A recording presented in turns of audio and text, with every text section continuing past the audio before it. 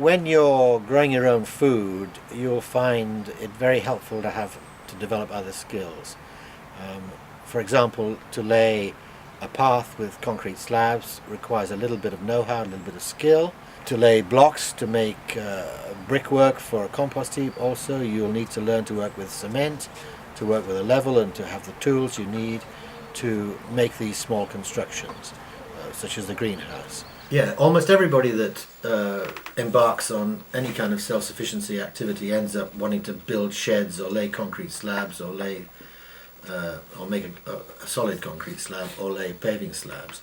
So a lot of people will simply put their pieces of wood in, hammer the posts into the ground to support them.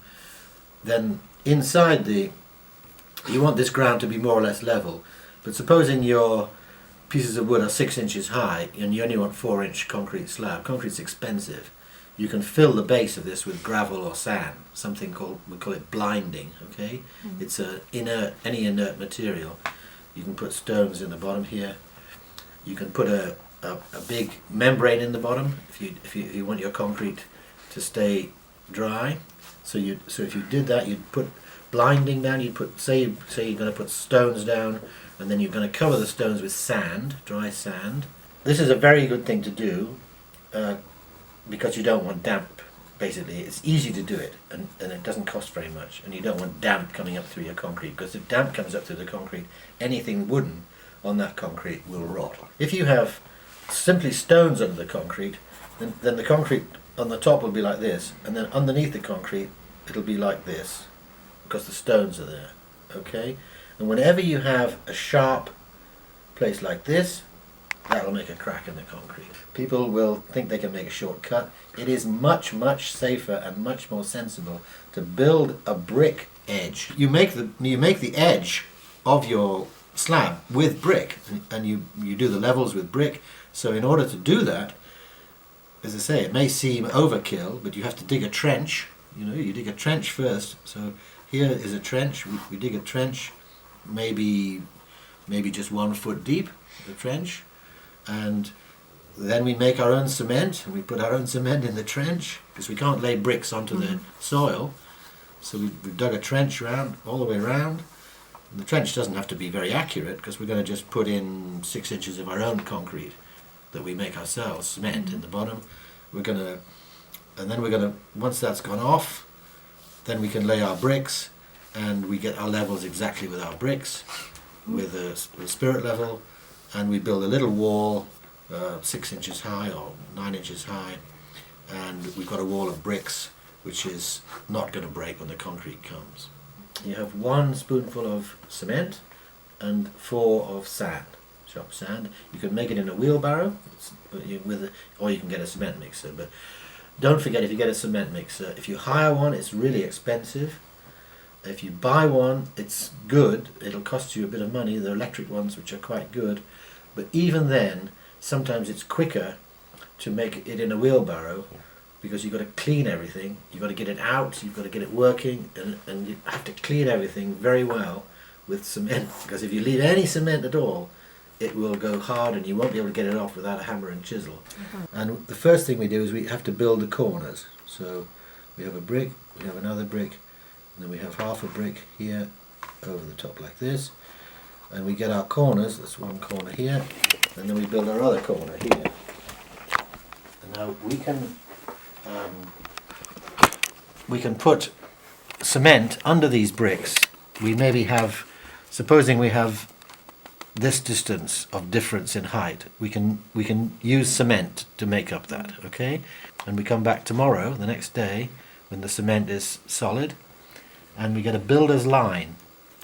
A builder's line is nylon string. Put a brick or a stone on top of it, and across here is a line which is tight.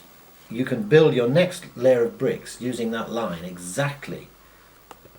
Builder's line is on this block, and then on the other end you've got the same here. It's obviously your corner is a stepped shape. You have a few seconds from after you put the mortar down to move the brick. Don't think you can get away by putting a bed of mortar all the way along like this and then putting the bricks on it. The mortar will dry out really quickly. You won't be able to move the bricks. You do the corner. You either you get a straight edge of wood between the corners and lay it across so your corners are exactly the same height. Level it first, yeah. Absolutely vital. Sorry. Or if it's too far apart, if it's 20 meters, you have to have a line, and you hang a little on the middle of the line, or you get a laser to do it. No, the corners have to be spot on. It is very important. You really can't have more than a millimeter difference to the string, otherwise your bricks will look like a wavy line. You see, it's easy. Cement pathways allow you to have access to your garden without making it all muddy in the winter time. You can take your wheelbarrow down, you can walk down and get access to your garden. They also provide a way to deter slugs because they are large and they store heat during the day and stay dry during the night. That's really the basic reason for having slabs. You need paths in a garden to operate the garden effectively. I just wanted to show you how to move the slabs, and then we're going to relay them. So we're going to dig this all out. Right. You don't want to drop it, you want to lower it. All right. Right. It's close. Yeah, well done. Lift it up, and then just put a little bit under. That's right. Okay. We've got soil, we haven't got sand. Right, that's better. Now stand on the... Again? Yeah, that's no good. No, it's not. So we need to have more... You see, it's only a small drop, but we don't want... When we start, we want to make it as accurate as possible. Okay. Because otherwise it's there forever. I mean, when we make the path, of course, we have a string, first of all. So the string comes all the way from there, right down to the bottom of the garden.